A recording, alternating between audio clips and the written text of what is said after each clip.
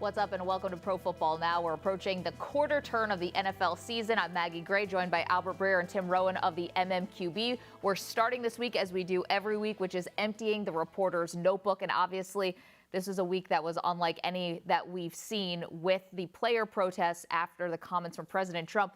Tim, you were in London. That was the first game of Sunday, kind of set the tone for a lot of these protests. What did you see? What did you hear? So we got really lucky. I was in London. We had planned weeks in advance to shadow Shad Kahn, the owner of the Jaguars, this past weekend in London. And we get there, and Friday night, President Trump makes his comments, and the whole world goes on fire. And so we were with Shad Kahn Saturday during the day when he found out first about Trump's comments, and we were with him Sunday when he's kind of talking to his PR guy, trying to figure out what he's going to do, what he's going to say. We weren't with him in the actual meeting, but I was literally sitting next to him in the ride over to the stadium when his PR guy turns to him and says, "Hey, Shad, just got a message.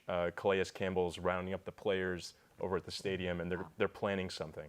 And Shad immediately, his immediate response, and he was just talking to his PR guy, and I'm just sitting there. It's not like I'm interviewing him or anything. And he said, we're going to do what the players want to do. And that was kind of his immediate response. And then he gets to the stadium, and they go have a private meeting. We weren't in there, but he met with the team captains, Coach Doug Marrone, Tom Coughlin, Dave Caldwell, basically all the team leaders. His son Tony was in there. And they just had a chat. Like, the players had already had their meeting, and they decided that they wanted to link arms. Other players wanted to kneel and that. And so, and then you saw what he did. He went out there and stood at the 50 with his arms linked with his players. So it's pretty cool just to see the behind the scenes of this PR and this decision making. And, you know, Shad's just such an interesting guy. I don't know, it's kind of fascinating. Yeah, being a minority owner in the NFL, which is rare amongst itself, is the only one. But also, was he grappling with the decision about whether or not to stand with his players? Because he was the first owner to do so. Yeah, so it's talking to the players. We weren't in that meeting when that kind of conversation was happening, but talking to the players afterward, they said, Shad came in and said, whatever you guys want to do, I'm going to do it. And he kind of had that message in the car ride over. I think there was some discussion, just kind of getting the sense of when he was coming in and coming out and talking to the PR guy about, they wanted to know, like, are players going to kneel, or what are they, you know, he really wanted to get a sense of what the players were going to do first. And that was kind of discussions Saturday night going to Sunday. He was in communication with Roger Goodell. He was talking to Tom Coughlin. He was talking to his PR guy just about kind of get a sense of, you know, what's going to happen. And they didn't know until he actually got in there and met with the players and talked to them. And, you know, I don't know if every owner did that. I'm sure that will come out, but it was just interesting to see kind of taking their side and deciding to do it. He told me that day, he said, you know, I respect the people who are going to kneel. I wouldn't do that personally, he said, but I respect their right to do that, and I'm going to stand next to them. So, yeah. Yeah, and quietly, you know, the NFL has really made an effort over the last year to try. It doesn't seem like it because the results haven't been there, but the NFL has done a lot to try to rebuild relationships between players and the commissioner. And interestingly enough, they stumble into this, and this actually does it for them. You know, that this actually brought a lot of people in the NFL together because they all felt like they were under attack. And I think what we saw on Sunday was the fact that and it was in all the meeting rooms too, in Buffalo, with the Seahawks in Nashville. In these meeting rooms, there were heated talks about how to handle this and what the protests actually meant. And I think what a lot of people came to realize was it really kind of was up to each individual person how you wanted to take it. And so I think when they all got to the field on Sunday, there were three camps. There was one camp where the anthem protest was about racial inequality. There's another camp where they see the kneeling as being about the flag, the anthem, the country, the military. And then, starting Friday night, a third camp started to emerge. And that camp was the camp that looked at what President Trump said and saw that as an attack on the players, saw that as an attempt to try to dictate how a private business handles its employees and how a private business legislates free speech. And so that's what I think is so interesting about it now is what Colin Kaepernick started, 13 months ago now, has kind of morphed into something else where it's kind of up to each individual guy what the anthem protest actually means. Yeah, it's very interesting. I think we're going to continue to monitor this as the season moves on, but we should talk a little bit of football. And let's actually rewind to the Jags, because they come up with a huge win in London. I think one that few people expected. They've won 3 straight now across the pond. They have the New York Jets coming up this weekend. What are people saying about the Jags? People were, the Jags were an upstart pick a year ago, right? And then it didn't happen. So, I think people think the Jags defense is legit, right, Albert? I think the defense really shut down the Ravens completely. And it was, this is going to be in a story to come, but it was just funny watching Shad, watching his team, and just being, surprised and excited, just like any fan would be. And, you kind of get the sense that he's been waiting a long time for this kind of to all come together. And who knows if it actually, Blake Bortles played really well through 3 touchdowns to Mercedes Lewis. Who knows if he's going to continue that. But the defense looks legit. They put a lot of money into that side of the ball. Let's stay in the AFC South, and let's talk about the Houston Texans, who looked like they were appearing to maybe pull off an upset in New England. Did not happen because Tom Brady's magic at the end of the game. But the takeaway really was Deshaun Watson able to carve up the Patriots' defense. And I think a lot of Texans fans had to be wondering, why would Bill O'Brien have ever wanted to start Tom Savage when he had Deshaun Watson sitting there? Well, we talked about this stat before, right? So over the 10 years previous to this one, there were 26 quarterbacks that went in the first round. Only one of those quarterbacks went to a team that made the playoffs the year before. The reason we see young quarterbacks so often, they're going to bad teams most of the time. And so what inevitably ends up happening is they get early in the year, looks like they might not be very good. Okay, let's just throw the young kid out there. There were 2 of the 3 quarterbacks this year that went to playoff teams, in Deshaun Watson in Houston and then Patrick Mahomes in Kansas City. And so part of it for Bill O'Brien was being fair to his team and saying, I've got a win-now roster. I've got a team that won the division last year, advanced around, actually put up a good fight against New England in Foxborough. I have to be fair to these players. And part of that is, okay, who's going to most efficiently run our offense? And the expectation was that that'd be Tom Savage, because they hadn't seen Deshaun Watson in an NFL setting under the lights. And like he always has, when the lights came on, we saw what Deshaun Watson can do. And so, I think a huge part of this, of course, is Tom Savage playing like crap in week 1 and opening the door. But a lot of people who've worked with Deshaun Watson, the guys at Clemson, would tell you that they knew that once he got in the game, there was going to be no taking him out. Okay. I'm sure. You should also pay this off, though, so people who are at home or watching this on their phones are not. You had a hard time. Are not feverishly. Yes, I was going back too far. Okay, 2007. Pay it off. 2016, 10 draft classes. 1 quarterback went in the first round. One of those 26 quarterbacks went to a playoff team. That quarterback was, Maggie? Paxton Lynch. It took me a while to get that. I was going back a little far. And what were you going to say about the Texans? Sorry. No, I'm just going to say it probably, you can't go back and look at reverse time, but, that they didn't name Deshaun Watson the starter right off the bat, take the pressure off from a lid. I know he obviously performed well in the clutch in college, but, just having that, now he's in there anyway, right? And we didn't have to have 6 weeks of stories about how's the rookie QB going to play in week 1. So, and I'll say a big part of it too. Really smart point. It wasn't Bill O'Brien's choice to draft Deshaun Watson 10th overall to trade up for him the way that they did. He won Bill O'Brien over. Bill O'Brien's in charge of what happens once the roster's put together. He's not picking the roster, so this wasn't his pick. And I think some of his sensibility says we should go with the veteran quarterback because we've got a veteran team, and I want to be, again, fair to my veteran players. Deshaun Watson won him over. That's why he got the opportunity to go into that game in week 1. Very interesting. Let's talk about the Pittsburgh Steelers. They lose to the Bears in overtime. It's only week 3. Tim, is this just the early season shaky performance, or do you feel like something might be brewing in something Pittsburgh? could be brewing, right? Le'Veon Bell wasn't there all camp. We haven't really seen Le'Veon Bell play like Le'Veon Bell yet, right? I think Antonio Brown has the numbers. He's kind of been AB, and Ben Roethlisberger is getting up there in age. They kind of limited his play during the preseason, so you don't know if that kind of affects him. So they're big 3, right? Martavis Bryant's coming back too. How much time do these guys have to build chemistry in camp when Ben's not playing a lot of snaps in preseason? Le'Veon Bell's not even there. I don't know. Did that have an effect? I'm not. Look, they're 2-1. They beat the Vikings soundly the week before. They struggled a little bit with the Browns, but they were in control for 55 minutes of that game in week 1. So I'm not going to totally overreact when they lose to a team that I don't think anybody thinks is very good in Chicago. There are little things you can look at. they've gotten smaller on defense over the years, and the Bears were able to run right at them. So that's something you've got to look at and say, are other teams in the AFC North going to be able to run at them? And then the other thing is what Tim said, which is Ben's getting a little bit older, and the numbers through 3 weeks haven't been there. It's just something worth monitoring as we go forward. I know he's changed the way that he's gotten ready for the season the last couple of years and trying to be in a little bit better shape, but he's a bigger guy. He's had a lot of injuries over his career. And he's at that point now, it's hard to believe, he's 14 years in the NFL now.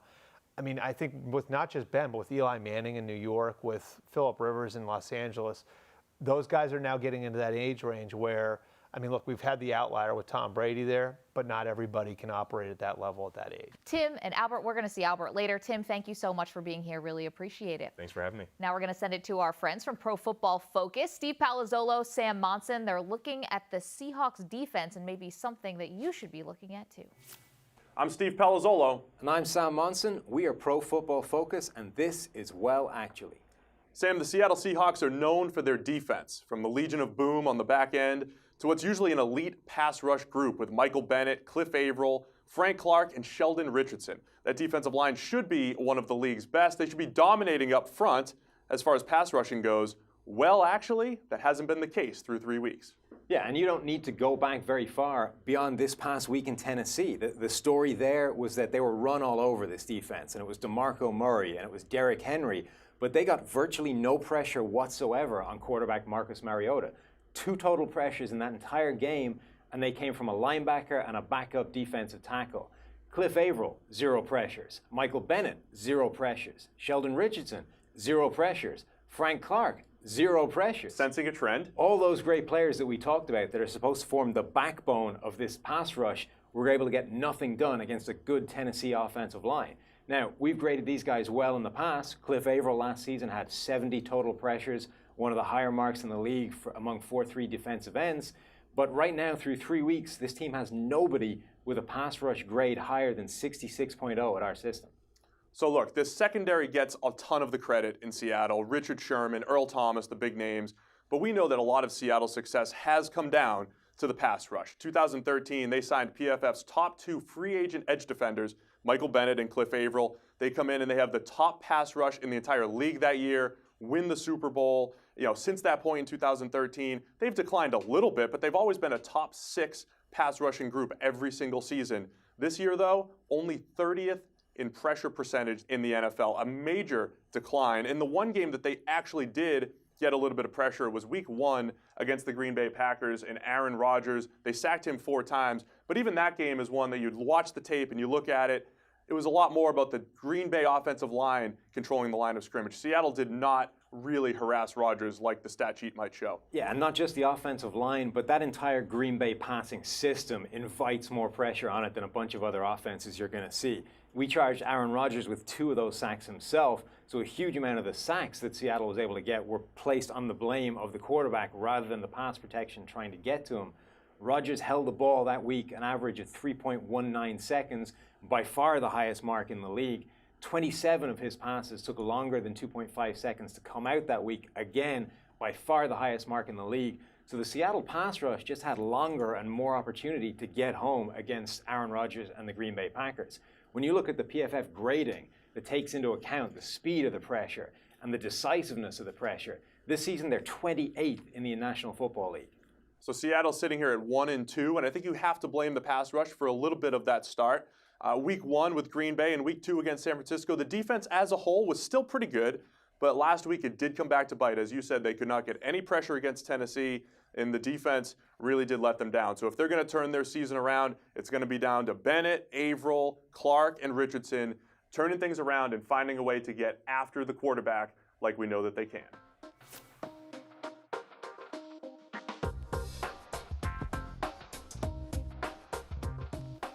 Let's welcome a new addition to Pro Football Now. Former Washington and San Francisco general manager. He was a senior executive with the Seattle Seahawks. He's widely known as one of the great talent evaluators in the NFL. Scott McCloughan, good enough to join us for his Scott Spotlight. And Scott, first of all, great to have you as part of the show. And let's just shine this spotlight right on the Carolina Panthers and their quarterback, Cam Newton, coming off a shaky performance. He really hasn't looked like Cam Newton this entire season. What are you seeing?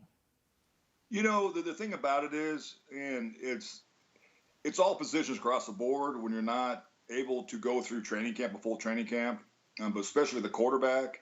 I believe there's so much chemistry and timing that's involved in it that you have to have daily reps. You have to, get on the same page because, the system's still the same, the coordinator and all that, but you still got new people coming in on the offensive side, not just O-linemen, but receivers, of course the tight end being hurts them too, but it's a timing process. And with offense, I think you've seen it so far, and everybody's talking about the offensive lines not playing as well as they should be in that.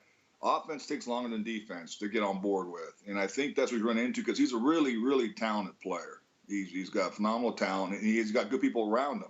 But I think it's just reps. It's just day in and day out, and of course the shoulder stuff hurts him. And, that's scary with a quarterback with his throwing arm. But I think he'll be good when it's all said and done. Of course, I think he will be good. But right now, he's just struggling with the timing and the chemistry. Okay, obviously one team that's got a lot of good football players, the Kansas City Chiefs. They look like right now, I'd say, Scott, they have the best resume in the entire NFL. They're 3-0. When you look back at their offseason and where they got better and why they're better than maybe they have been the last couple of years, and they've been real good the last couple of years, is there one move that sticks out where you say, this is something that took them to the next level? You know what? I don't think it's one move. I think it's the whole organization. It's Andy Reid being Andy Reid. And I know that they let John Dorsey, the GM, go, who's done a phenomenal job there, 3 of the last 4 years in the playoffs. But I think it's just consistency, and Alex, being that player he is, and he's playing probably his best football he's played in his career in the NFL, and just the understanding that everybody's on the same page, and they're going to, it's nothing's going to surprise them, and they're not going to get nervous about certain things, and I think Andy Reid, of course, is one of the best coaches in the NFL because he keeps it consistent, and never panics, and the guys are all on the same page, and the ownership done a nice job there. They identify the guys they need to re-sign. They've done a great job in the draft. They have a very, very good defense, and the offense is stepping up right now. It's of course one of the better teams in the NFL. And I'd assume for you, you've worked with a lot of guys in that building. You mentioned Andy and Alex. You drafted Alex in San Francisco. But with John, how weird is that for an ex-GM to look at that situation, look at a team that's been in the playoffs 3 of the last 4 years, a team that looks like it might be even better now, and know that they somehow let their general manager go over the summer? It's unique. And I talked to John quite a bit. We're really close. We work together in Green Bay. It's kind of the same thing happened to me in San Fran, and just seeing it kind of fruition. But it's a positive thing from the standpoint, what your vision was and what your philosophy was, and it worked out. It wasn't always good from the get-go, but, you grow relationships with these players and the coaches and, and the ownership and all that. And things happen for a reason, and that's inevitable. But it makes you feel proud inside because what you did is coming out to be right. And it's so hard in the NFL to win, especially consistently, like Andy and John Dorsey did. It's tough, and San Fran, I struggled early. We went through 5 coordinators in 5 years. I still talk to Frank to this day. I talked to him yesterday, and it's like, it was so hard, because we just didn't have enough talent, but it's a process, and you build on it. But changes are made in this league. When I first got in it, in personnel, there wasn't many moves at all. Coaches all the time, but personnel people, none at all. Now it's like personnel, same as coaches. There's so many changes, and that's the owner's, job to do. If he feels that way, then so be it. I had great relationships with Dan Snyder. I had great relationships with John York, great relationships with Paul Allen, but things go on for a reason, and it's part of the process. Let's talk about Seattle also, because it's a team you also know very well. 1-2, and I'll just give you the fans' perspective for a moment. I'm also a reporter, but I'll give you the fans' perspective. They're going to be out there and saying, okay, we knew the offensive line was going to be an issue. And yes, it is an issue, and it has been an issue now for more than one season, and I can understand a fan's frustration. Give us the insider's view. Why do the same Achilles heels seem to plague certain teams over and over again? Well, the thing about it is, it's you go in every draft and every free agency market, pro free agency market, with a philosophy and what you're looking for, especially in pro free agency. You know, and John Schneider's the same as I am, as John Dorsey, as Roger McKenzie. You got to be careful building a team on free agency. Now, it's a tool you can use, but you can't live with it. The draft's so important, you know. And the thing about it, you know, when I was there, we had really good offensive line. You got a great coach in Tom, you know, Cable, and you know, they have so much money. We drafted so well, or John and us drafted so well, that we had to start, you know, re-signing guys. You know, and as you can see, it's the highest paid secondary in the NFL, which you hate to do, but they're such good players. You know, and all of a sudden, when you start doing that, going that direction, the other direction gets hurt. And the O-line, you know, was really solid, but contracts came up, and guys are getting offered more on the market, and they couldn't afford it. They'll be fine because Russell's a really good football player, and he's a really good leader. You know, they have a solid receiving core. You know, it's just Marshawn Lynch was so important to that team because you couldn't just scheme Russell. You had to scheme Marshawn. And once they lost Marshawn, teams are like, okay, well, let's just stop Russell. You know, so now it becomes one-dimensional more so than two, and that's what hurt them. You know, but it happens. It's part of the process. Scott McCloughan, our very first Scott Spotlight. Many more of these to come. Thank you so much for joining us, and we'll check in with you next week. Thanks, guys. I'm Corey Parson, the Fantasy Executive, and welcome to the Executive Suite. A player who's trending upward in this week is Cincinnati Bengals rookie running back Joe Mixon. Joe Mixon had 21 touches in Week 3 under new Bengals offensive coordinator Bill Lazor. That may be a signal that the Mixon breakout is getting ready to take place. Now, why would we go for a running back on a team that's 0-3 with the worst offensive line in the NFL? That's because Mixon is the type of player who can create his own space. Not to mention, Bill Lazor has already said he prefers to go with a one-back system. Joe Mixon is a guy that needs to be added in all fantasy leagues and more than likely is a start in 12-team leagues every week going forward. A player trending down in fantasy circles is Carolina Panther quarterback Cam Newton. Newton is no longer a starter in fantasy leagues. His passer rating and fantasy points have gone down every week. He has a QB rating under 70, and he has thrown more interceptions than touchdowns. And there's no longer any rushing upside to Cam Newton's game. Cam is coming off an injury in the offseason, and he's trying to learn a new offense on the fly. Not to mention the fact his safety blanket, Greg Olsen, is on the injured reserve. Cam Newton is no longer a must-start in fantasy football leagues. Our Symetra Rising Star of the Week is DC running back Chris Thompson. Now, Chris Thompson, although he's a running back, does most of his work in the passing game. On 19 targets this season, Thompson is averaging 17 yards per reception. Now, even though he's a running back, the DC rushing attack is not nothing you really want for fantasy football purposes. Although Thompson has only carried the ball 14 times in 3 games, he's averaging 8.5 yards per carry. You don't miss out on this season's Tyreek Hill. Pick up the dynamic playmaker Chris Thompson for your fantasy football teams. Thanks, Corey. This is Last Call, and if you ever want to figure out where the NFL is going next, there's a simple way to accomplish that. Just seek out what everyone is not doing. It's a passing league, you're damn right it is. And maybe that's part of the reason why Jacksonville and Tennessee have burst out of the gate to lead the AFC South after 3 weeks. Look, the quarterback's always going to be the most important guy. And that's part of the genius in how the Jags and Titans have built their operations. Last year, Titans GM John Robinson committed significant cash to bring in a center and a tailback. Then he spent the 8th pick in the draft on a right tackle and the 45th pick on another tailback. A year later, Tom Coughlin got control of the Jags operation and spent the offseason paying his center over $10 million a year, traded for a left tackle, drafted another left tackle in the 2nd round, and took a tailback with the 4th pick. And you can count Marcus Mariota and Blake Bortles as beneficiaries, armed now at running games that can do more, and blasted through smaller defenses built to combat the pass for 361 combined rushing yards on Sunday alone. So the quarterbacks don't have to throw for 300 yards every week, which happens to be the way it was for both Tom Brady and Russell Wilson early in their careers. And so here's another beneficiary for you, Penn State's phenom junior Saquon Barkley. I had one executive tell me on Monday he's never scouted a better college player. Not just tailback, better player. The numbers most certainly back it up. He's averaging 7.8 yards per carry on the year and 15 yards per catch. And on Saturday night in Iowa City, he showed his ability to run with 211 rushing yards. Catch, he had 12 receptions. and block. On the game-winning touchdown, he stoned a blitzing linebacker to give Trace McSorley time to find Juwan Johnson in the back of the end zone.